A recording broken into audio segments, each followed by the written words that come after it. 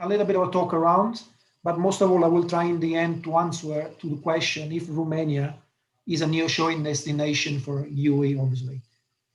And I'll go straight into the agenda. Hopefully it will move. Here we go. Here we go. So what I will try to discuss, if there is a new business model, at least for Prysmian again, taking over after BRICS falling. BRICS, if you remember, was the famous strategy in the 90s where Brazil, Russia, India, and China were becoming the most attractive location, mainly for manufacturing, because of many factors, starting from the low-cost country approach all the way through the raw material resource access and so on and so forth. Then the second point I would like to discuss is the new wave of new trend of calling global, calling them local. So trying to localize some of the activities time by time, or if the nearshoring, which is the main topics of this discussion, will take over from BRICS, then I would like to put a little bit of a highlights on knowledge and competences. I said how much, because the key for us is to quantify, to give a price, to give a cost to the knowledge and competences. Then some request, advice, point of view, call it whatever you want, on the system to enable the success. And in the end, as I said, I will try to answer the main question on Romania being or not the nearshore destination for UAE. Okay, so let's go straight on the first point. As I said, Brazil, Russia, India, and China were the main targets for the last decades for the big manufacturing industries for different reasons. But lately, for different reasons, they are struggling a lot. Political instability, for example, the level of corruption that unfortunately didn't improve in the last decades, and attracting a lot of compliances issues, and many corporation, government bodies, authorities are focusing a lot on the compliances processes, sustainability issues like human rights, communication freedom, and so on and so forth. Trade wars, for example, China and the US, economical pressure, some are like South America, the Brazil in particular, suffering a lot. Lack of infrastructure, see India, for example, and Russia in some ways. Local currencies limits, inflation and deflation. We all saw the big deflation and then inflation of the currencies in the South America, for example.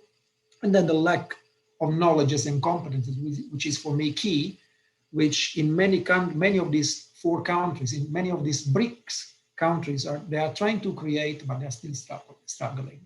Plus, nevertheless, the spike increase of the labor cost in some of these countries, say China, for example, where I'm coming from, where I spent my last 3 professional years, and so on and so forth. So, and then the second point is how the COVID-19 is highlighting in some ways those difficulties, because obviously by definition, as we all suffering, is limiting both people and goods movements across countries / even worse for across continents. Then one of the example of this change of the trend for me and for us is that this new APEC multi-billions agreement that China and many other countries in APEC signed, which represent almost 30% of the global trades, which is a huge, one of the biggest, if not the biggest ever commercial agreement ever signed since ever. Is that a changing signal as well? Can we see it as a call versus the nearshoring? So is China, which is a huge, gigantic player in the commercial, now starting refocusing on the nearshoring themselves? And then one of the other points I wanted to highlight is the new trend in the manufacturing, direct or indirect OEM, moving now versus East Asia, and later on versus Africa, using the low-cost advantages out there. But will it be another BRICS adventure where in the beginning you experience and you enjoy the labor cost, and then you have all the other problems that I mentioned in the point number 1, like political instability, so on and so forth. So in some ways I see some signal who are going towards the nearshoring and suggesting all the countries and continents to get there. So what's next? My question is global the new global or nearshoring, or the nearshoring will take over?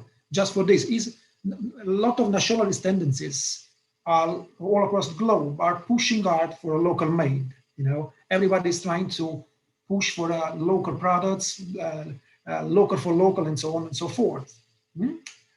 But the lack of resources in different countries, like raw materials, human capital, infrastructure, technology, and finance, are not supporting the local made as it was requested or wished in the beginning. So it's becoming more make what you can and import what you can't, but that is not sustainable.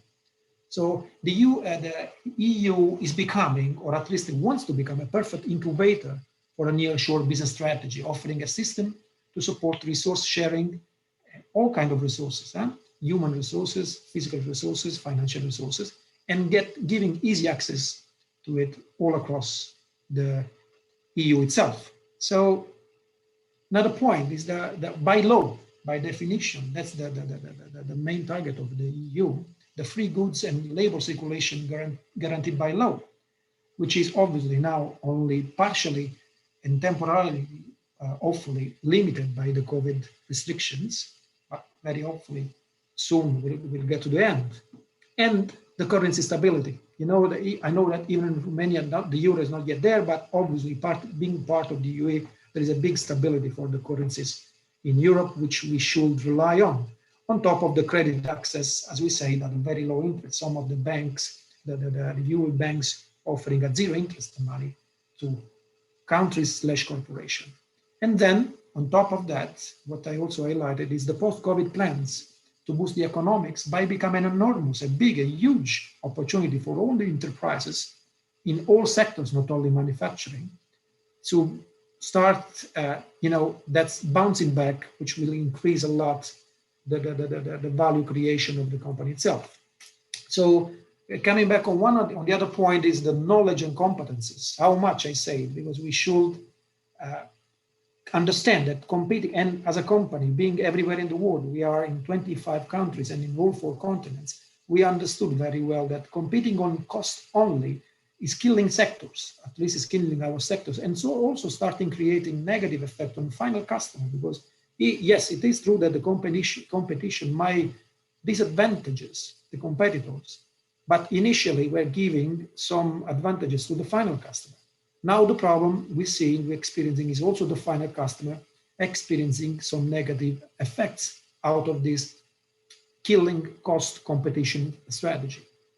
Then quality and sustainability are becoming key factors in vendor strategy for all main corporations. Our customers are checking on us and all the other competitors, not only the product and the cost, but the quality of our system as well as the sustainability of our company as a key factor to give us orders/business.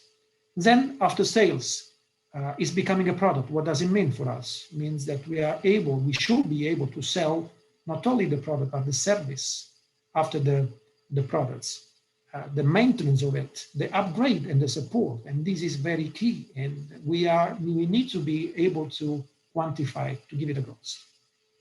Then it's already quantified the return on investment in competence and skills, and being close to customer emphasize this matter more and more lately. What does it mean for us?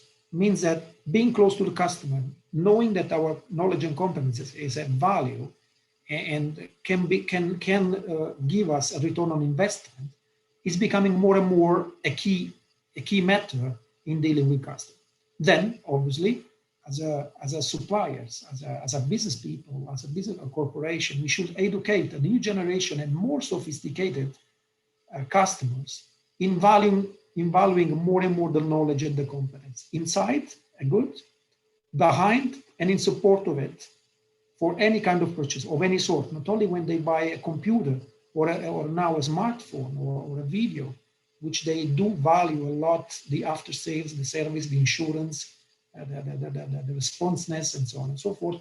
but any other product, they should start valuing the competences and the knowledge behind the product itself. So system is key to enable the success. So starting from the employees, they need to understand the business they are in, not only working for, but they also need to understand the business. They need to understand how to create value for all stakeholders. So in one word, engagement. Unions, keep supporting the company in making business being always focused on social and financials, not only social, not only financial. So commitment. Employers, corporation, investing on human capital, the best asset. Creating value for all stakeholders, including employees, obviously. Profit, for example, by putting in place some profit share system. So in few words, vision and mission. And then association like the Italian Chamber of Commerce is trying to do.